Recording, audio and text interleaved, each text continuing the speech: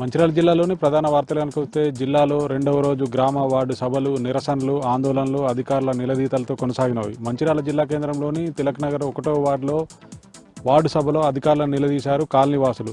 అనర్హులకు ration కార్డులు, ఇందిరమ్మ ఇండ్లు మంజూరు చేశారంటూ మళ్లీ కాలనీలో సర్వే చేసి అర్హులకు రేషన్ కార్డులు, ఇందిరమ్మ ఇండ్లు మంజూరు చేయాలంటూ కాలనీవాసులు అధికారులతో వాగ్వాదానికి దిగారు. మంచిర్యాల జిల్లా జన్నారం మండల ప్రజా పరిషత్ కార్యాలయం ముందు కామన్పల్లి, నాయకప్గూడ గ్రామాలకు చెందిన ఆదివాసీలు ఆందోళన చేపట్టారు. ప్రభుత్వ 6 గ్యారంటీ పథకాలు తమకు అమలు కావడం లేదని, ప్రభుత్వ పథకాలు అమలయ్యేలా అధికారులు చర్యలు తీసుకోవాలంటూ కామన్పల్లి, నాయకప్గూడకు చెందిన గ్రామస్తులు డిమాండ్ చేశారు. మంచిర్యాల జిల్లా చెన్నూరు మండలం కొమ్మెర గ్రామ సభను అడ్డుకున్నారు గ్రామస్తులు. లబ్ధిదారుల ఎంపికలో అధికారులు నిర్లక్ష్యం వహించారంటూ తహసీల్దార్తో వాగ్వాదానికి దిగారు గ్రామస్తులు.